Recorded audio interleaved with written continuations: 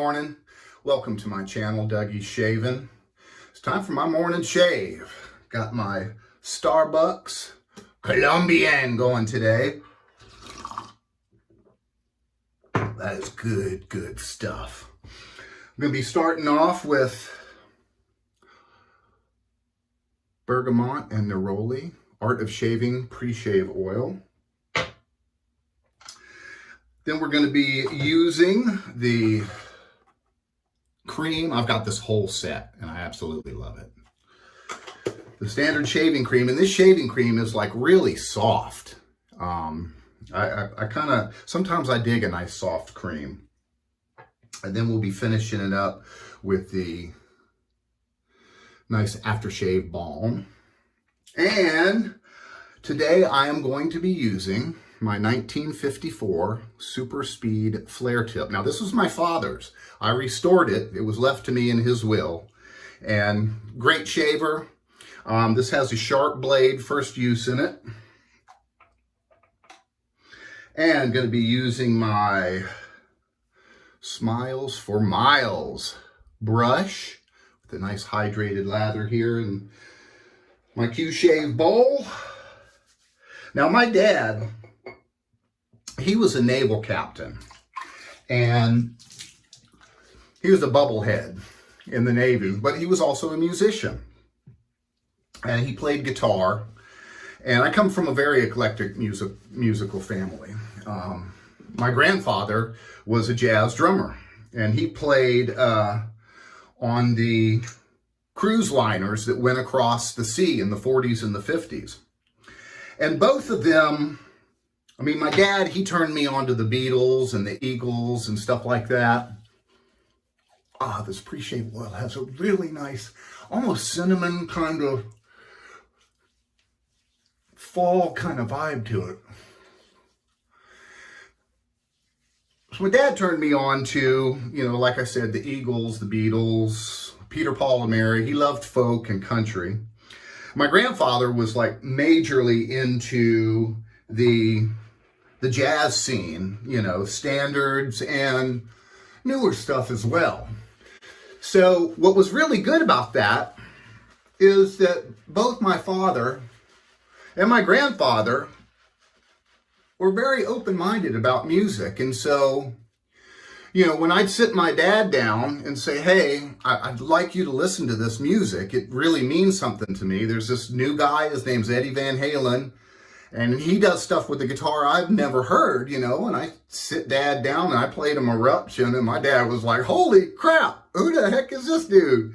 You know, and, you know, and he would listen to it. He would sit down and give his undivided attention and absolutely listen to the music and just love it. And give his feedback on it. And my grandfather was the same way. You know, and then dad, that's where I learned at an early age, well, you know, there's probably other music out there. And so my grandfather was the same way. I'd sit him down and I was like, grandfather, you know, granddaddy, this is AC/DC. I really want you to hear this Highway to Hell song. And he'd sit there and listen to it. We're going with the grain this first pass. And he would sit there and listen to it and give his undivided attention. And he'd be like, oh man, you know, 1-3-5, good rocking guitar beat and stuff, you know. And I was like, sweet, you know. And so that's where I got my stuff, you know. And then granddaddy would be like, hey, check this dude out. His name's Stanley Clark. He's an awesome bass player, you know. And me being a bass player, I'm like, all right, cool, I'll check him out, you know. And in that respect, I was able to hear a lot of different musical influences growing up and kept an open mind about it all.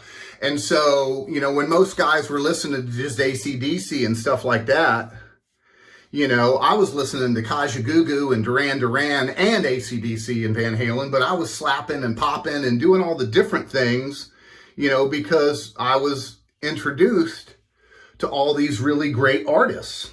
at an early age, you know. Granddaddy would come over and he's like, oh man, check out this cat, Horace Silver. He's awesome. Or Charlie Parker or whatever, you know. And I kept an open mind and I listened to it all. Well, fast forward to the mid 80s, early to mid 80s. I'm in Virginia, going my first year of college, studying computer science. And I'm still jamming, you know, with a bunch of different guys. We get together and we have these little jams where it was like, all right, dudes, the song is in C and D, and the change is going to be E. Go, you know, and then we just jam on it, you know. It didn't matter. We were making music rather than following a set standard. And so I got really good at that at an early age. I was 19 and I was in between the two things where they said you have to be 21 to drink. So I kind of got a leg up on that deal. And so one day I'm sitting in the music store, you know, reading the board. And if you don't know what the board is, it's in the back of the store. People who are looking for musicians or whatever to jam with or whatever. And I see this band is looking for a bass player. And they're an already established national touring jazz fusion band that did some top 40. Make that money, you know. So I call them up, you know, and I speak with the sax player, and he's like, yeah, you know, and he kind of did an interview, and he said, you sound like, you know what you're doing. And I was a young punk kid, and I was really good, and I knew it. That is a bad combination. But anyway, so I call him up and we're talking and stuff, and he's like, you know, you sound like you got all the stuff that we were looking for. You know, you got a nice rig, a nice axe, you know, the material that you like is what we like to play. You have a knowledge of the jazz standards and all of that stuff. And he's like, so we're having open auditions on this day, you know, be there, don't be late. And I'm like, cool, I'll be there. I'm a young punk kid. I'm like, you know, whatever. And he's like, but there's one condition. I'm like, what's that? You know, and he's like, you have to try out in front of the other bass players that are trying out. And I'm just like, I guess it was supposed to intimidate me, but I'm a young punk and nothing intimidated me then, man. And I was just like, oh, bring it on, dude, you know. So I show up for the audition. And we are going across the grain now. Oh, baby. Haven't used these sharp blades that much, but I really like them. So I show up for the audition at this really reputable music studio in Virginia Beach. And there's about 5 or 6 other bass players there. And I'm the only white dude. And everybody's looking at me like, you know, and I could tell that when they spoke to me on the phone, well, anyway, that's neither here nor there. But so I show up and people are looking at me, what are you doing here? Like, I'm here to try out for the bass position. And so they try out a bunch of different bass players. And then I get up there. And we do some Miles Davis and some Grover Washington and some Weather Report, you know. And so I'm like, let's vibe on something, you know. Let's see how whatever. And they're like, all right, you're leading, dude. Tell us what you want. And so I had this little 2-hand slapping thing that I was doing. Some people call it piano bass, you know, with the Chapman stick, but, and we vibed on that. And I mean, we just went off, and all of my like jamming skills came into play, and we're sitting there just going off on this piece. And you know, we finished the audition. Oh, that's super close. I love Art of Shaving. Oh, good stuff. They're kind of expensive, but oh, it's just so smooth and glidey. So finish the audition, you know, shake hands, and everything's done, and we split on. And I'm thinking, you know, I don't know if I got this. There were some really good players in there, you know, but whatever. And a couple of days later, I got a phone call from the sax player. That sax player was really freaking good, man. I mean, he was the shit. And they picked me. And I was like, wow, you know, I'm in college right now. It's spring by now. And I got to go tell my dad that I'm dropping out of college to go and tour with the jazz band, you know, a jazz fusion act. And that was a discussion that I really did not want to do. And one night, you know, I was like, Dad, I need to talk to you, you know, because he would always have dinner every Sunday at his house. You would go to his house and he would cook dinner. And I sat him down, you know, and, you know, made sure I poured him a nice bourbon, and I had one too. And I told him, I said, Dad, you know, there's this band. They're established. They've already got recorded material out. You know, they're, and I tried out and they picked me. And to my dismay, my dad was like, oh my God, that is awesome. And I'm like, yeah, it is. And so within a week, I went from studying 8 hours a day to having steak and lobster and Corbel every night on the road. And I was a young punk 19-year-old kid, and I'm like, man, you know, this is everything. You know, I got my own hotel room. I got free food.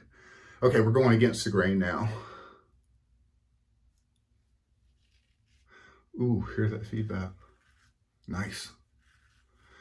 And I thought this was the end all beat all. I was like, I'm set for life, you know? And we were playing like the Holiday Inn circuits and everything like that. So it was really hard work. I mean, you know, you're gigging Tuesday through Saturday, you know, and what we would do is we'd play jazz for the first set, you know, the standards while everybody's still eating. And then the second set, we'd start breaking into the fusion and all of that stuff. And third set, we'd play top 40 so everybody could dance. You know, it was a great combination for the mid 80s. We were well received and had plenty of gigs. I was making mad bank. And it was just a lot of fun. But I was that young punk little kid, you know, and I was with all these other established musicians that were 10 years older than me that had been doing it for a long time. And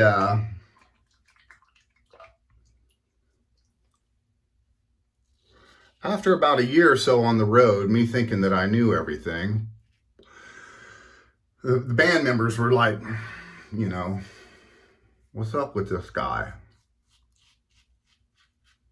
I mean, I was good. I was holding my own and then some, you know, because they let me take solos every night, and, you know, and they would just leave and just let us know when you're done, you know, and I'd go up there and I'd just go off, you know.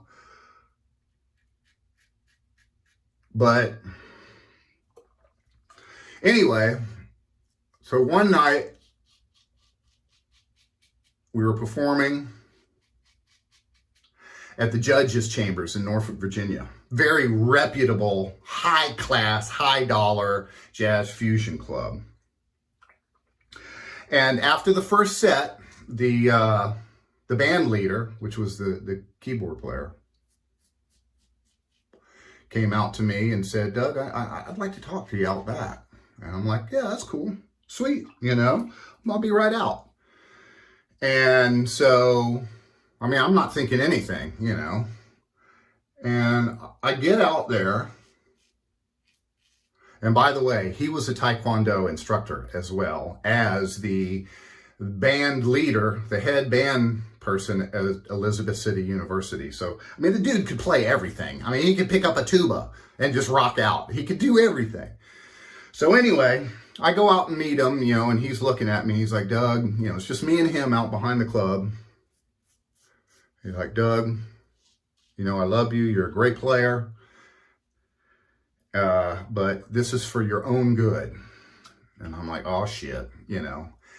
And he beat the fuck out of me.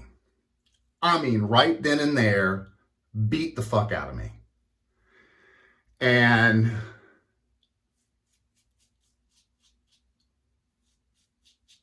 after he was done,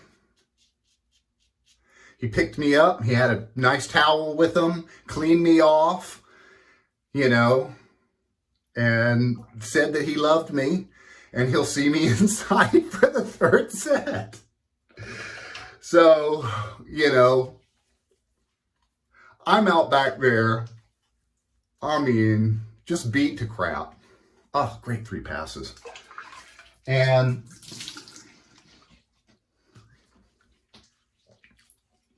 super duper shave. And I go crawling back in. Now, everybody in the band knew what was going on. I didn't. And I go crawling back in for the third set, you know.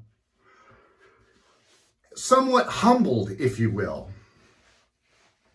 And after that, I was never a dickhead anymore. I did not have any attitude. I was completely and totally humbled. And from then on, I respected music the way that it should be respected. A little bit of Thayers here. And continued on with that group for probably 3 or so more years. Did lots of great recordings. And learned a lot from that band. Because they were all high quality, super caliber musicians. But just goes to show you, you know, don't take for granted and don't be a dickhead. Because somebody will beat your ass. And that's just the way it is.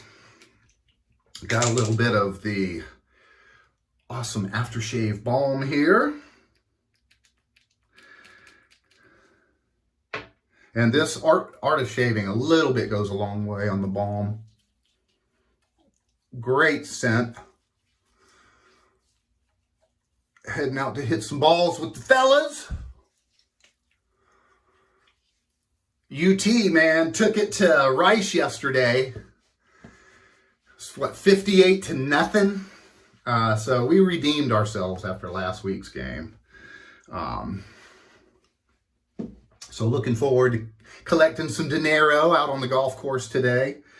Folks, thank you so much for joining me on my channel. I hope you guys have an awesome, awesome day. And I'll see you again real soon on Dougie's Shaving.